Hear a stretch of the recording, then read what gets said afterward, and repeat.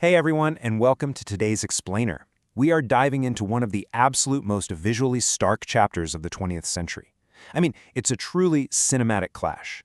We're looking at this incredible collision between a brutal, immovable physical barrier and the sheer, unstoppable power of presidential rhetoric. We are talking, of course, about the Berlin Wall. I want you to start by just taking a second and imagining something. Imagine waking up one morning to find that your entire city has been completely fractured overnight. What happens when exactly 155 kilometers, that's about 96 miles, of solid concrete abruptly splits a major thriving metropolis right down the middle? This wasn't some gradual shift. Imagine stepping out of your front door to go to your normal job, only to find the street permanently blocked by armed guards rolling out just endless spools of barbed wire. Or heading down into the subway only to realize the train lines have been completely severed, rendering half the stations these eerie ghost stations trapped in a totally different country. This was an overnight shock to the system that physically and permanently severed a society in two. Okay, let's dive into this. To really understand why that wall went up in the first place, we have to look at this massive number right here, 3 million. Between 1949 and 1960, a staggering 3 million East Germans fled to the West. And they did it by simply walking or taking the train across what was then a totally porous border in Berlin. And this wasn't just a random cross-section of the population either. We're talking about doctors, engineers, teachers, mechanics, the young, highly educated professionals who were literally the lifeblood of any functioning economy. This massive brain drain was severely crippling the East. Entire hospitals were losing their staff, factories were losing their engineers. This absolute economic desperation is exactly what set the stage for the drastic, shocking actions taken on August 13, 1961. Section 1. A city divided overnight. The physical reality. When we think of the Berlin Wall, we kind of just picture a single, simple brick structure, right? But the reality was far more terrifying than that. We are talking about heavily fortified concrete walls, looming guard towers, endless coils of barbed wire, and deadly minefields. And here's a crazy historical fact. It wasn't actually just one wall. It eventually evolved into two parallel walls, separated by this heavily mined area known as the Death Strip. This terrifying void in the middle featured anti-vehicle trenches, attack dogs, and raked sand specifically designed to show the footprints of literally anyone trying to escape. This brutal infrastructure violently and abruptly split neighborhoods. It cut right through busy commercial streets, and in some really tragic cases, it literally divided individual households right down the middle of the building. Plus, border guards were given explicit orders to shoot on sight, making this physical reality a deadly one for anybody attempting to cross. Section 2. Why build a wall? Competing narratives. Whenever we analyze historical events, it's absolutely crucial to neutrally examine the viewpoints of all the parties involved. On the eastern side, Soviet and East German authorities claimed the wall was built purely as a defensive measure.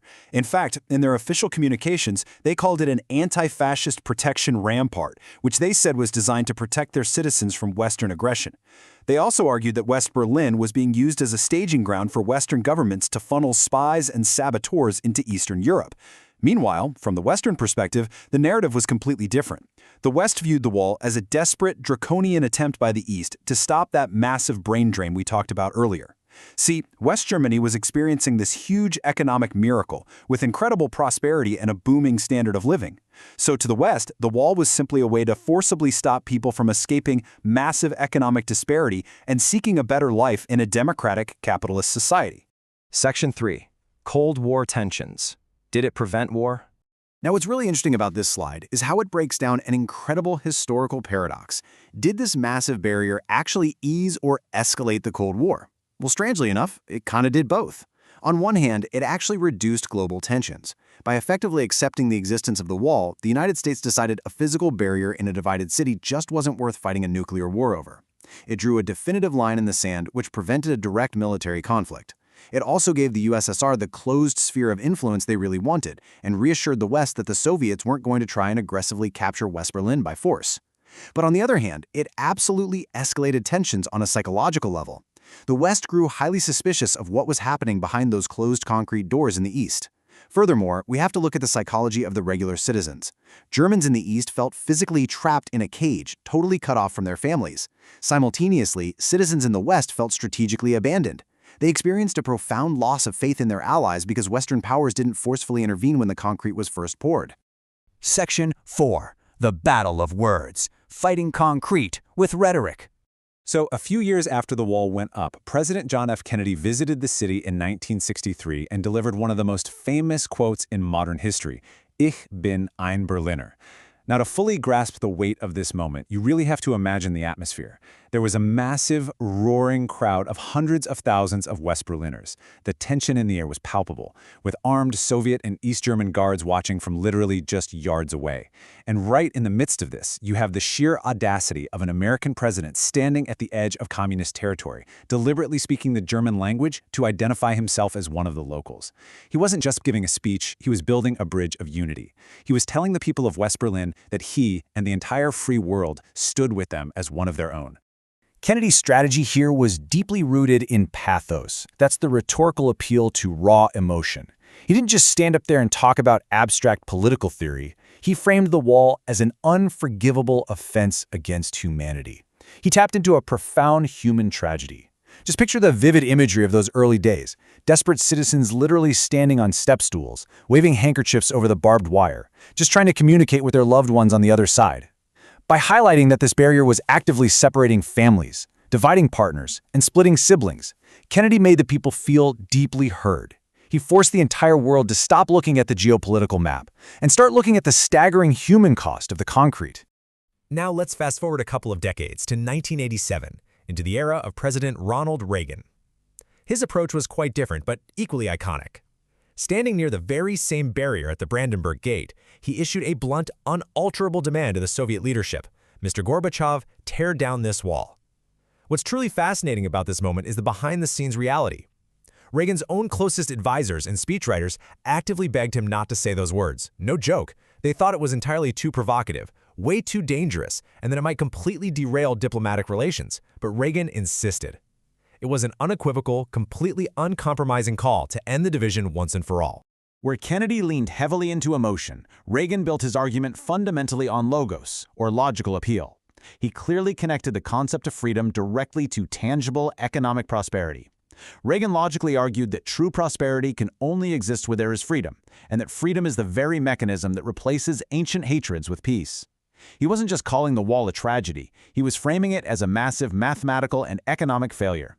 To Reagan, the fact that the East had to literally build a prison wall to keep their citizens from leaving was undeniable proof that their entire system simply didn't work. He methodically dismantled the opposing narrative by pointing out these factual failures, stating logically that freedom is the ultimate victor. And this brilliantly illustrates how two distinct leaders approached the exact same problem using entirely different rhetorical tools. Both presidents utilized the German language to instantly connect with the crowd, Kennedy with his famous Ich bin ein Berliner, and Reagan with Es gibt nur ein Berlin, meaning there is only one Berlin.